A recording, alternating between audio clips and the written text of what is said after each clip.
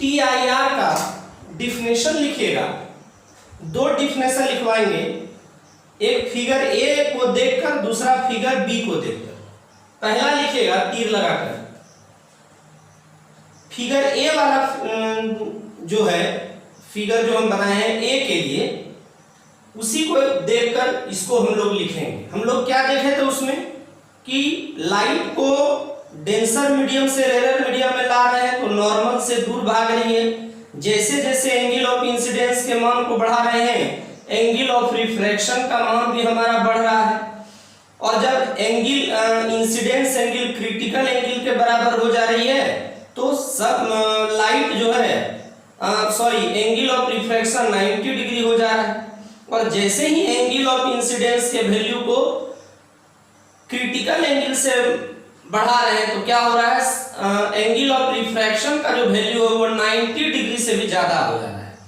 इस केस में क्या हो रहा है, सब का सब लाइट जो है ना वो डेंसर मीडियम में ही वापस लौट जा रहा है। इसी घटना को हम लोग कहते हैं TIR। आइए लिखिए, तो दो बार हम बोलेंगे। जब लाइट डेंसर मीडियम से रेयर मीडियम में प्रवेश करती है तो हमेशा ही नॉर्मल से दूर भागती है। जैसे जैसे एंगल ऑफ इंसिडेंस के मान को बढ़ाते हैं वैसे वैसे एंगल ऑफ रिफ्रैक्शन R का मान भी बढ़ता जाता है।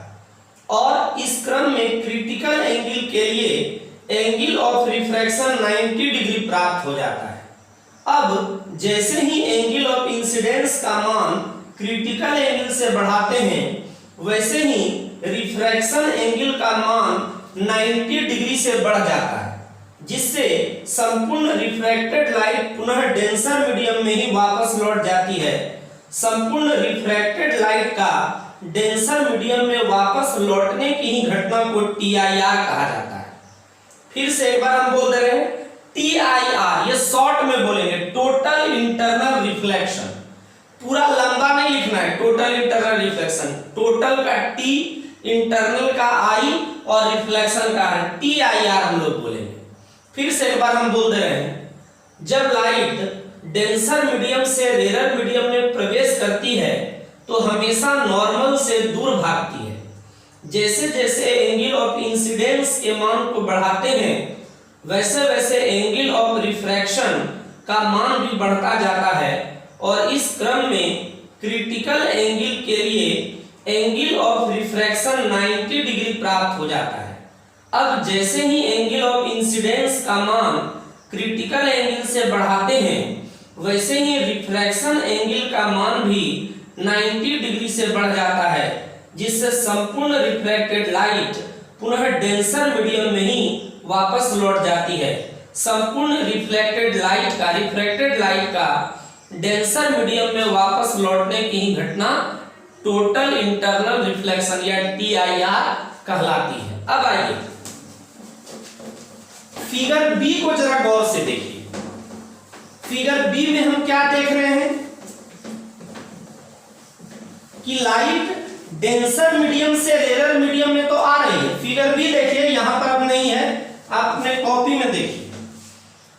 लाइट डेंसर मीडियम से रेयर मीडियम में तो आ रही है, लेकिन इस स्थिति में क्या है कि क्रिटिकल एंगल से ज्यादा होता है। क्रिटिकल एंगल से ज्यादा हम लोग आपतन कोण एंगल ऑफ इंसिडेंस का मान ले लिए हैं, जिससे क्या हो रहा है कि लाइट रेयर मीडियम में नहीं जाकर डेंसर मीडियम में ही वापस चली जा रही है। यही घटना TIR है। इसी को आप अपने एग्जाम में अगर 2 नंबर में पूछेगा तो लिखिएगा। जब लाइट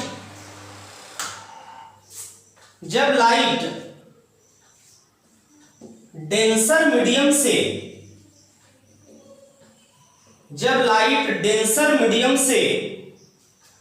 रेयर मीडियम में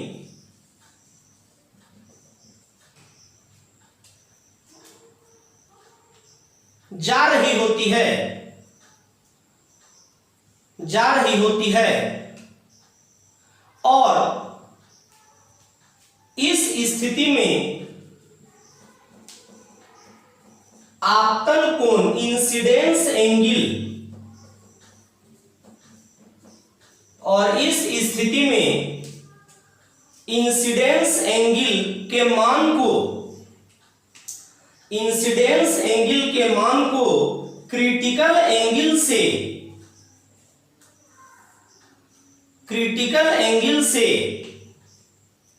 अधिक बना दिया जाता है। क्रिटिकल एंगल से अधिक बना दिया जाता है तो यह पाया जाता है कि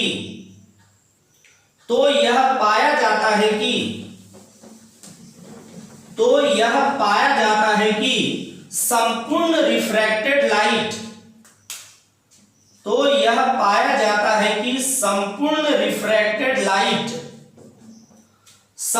रिफ्रैक्टेड लाइट पुनः डेंसर मीडियम में ही वापस लौट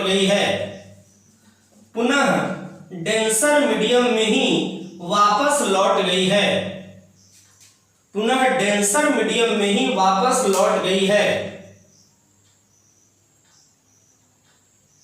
इसी घटना को टोटल इंटरनल रिफ्लेक्शन कहा जाता है। इसी घटना को टोटल इंटरनल रिफ्लेक्शन ब्रैकेट में लिखेगा TIR कहा जाता है। आप परिभाषा जो बोर्ड में आएगा तो यही आप लिखिएगा, यही वाला, ठीक है।